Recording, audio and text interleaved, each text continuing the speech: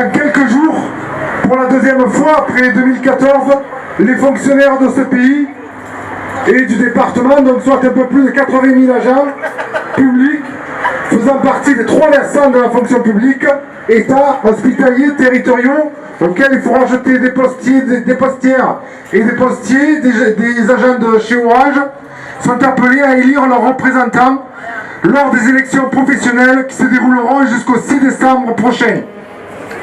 Ce sont au niveau national 5,6 millions de salariés, d'agents, environ le quart de la population active.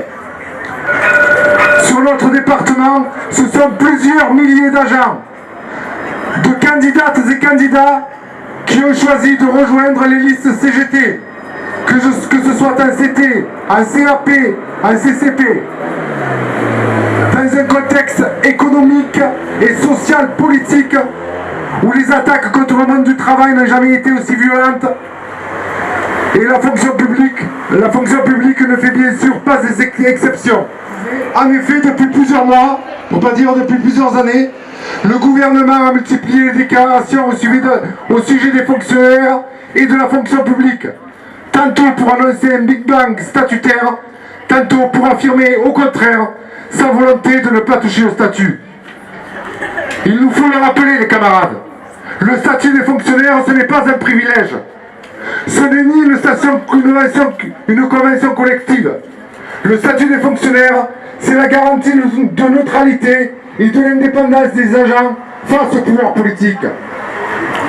C'est la garantie des services publics égalitaires et accessibles à toutes et tous. Le gouvernement ne s'en cache pas. Il souhaite par ailleurs supprimer des centaines de milliers d'emplois dans les trois versants de la fonction publique, alors même que les agents, dans les hôpitaux, dans nos écoles, dans les collectivités et partout dans les administrations ne sont plus en mesure d'effectuer correctement leur travail.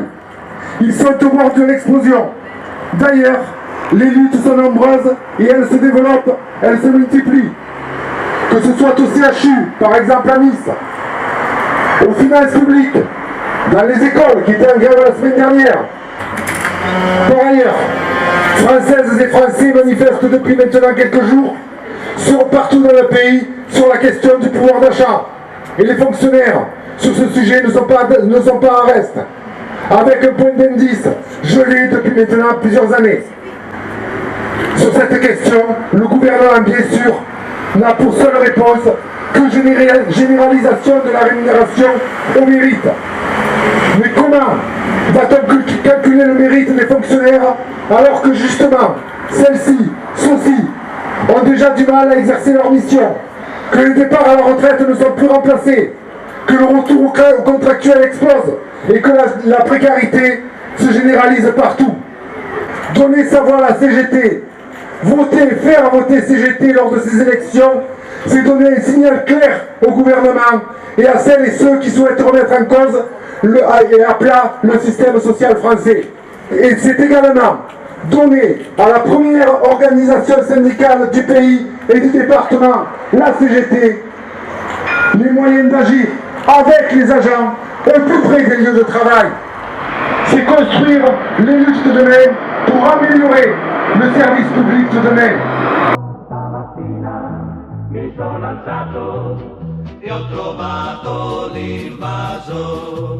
Oh partigiano, portami via. Oh bella ciao, bella ciao, bella ciao, ciao, ciao. Partigiano, portami via, che mi sento di morire.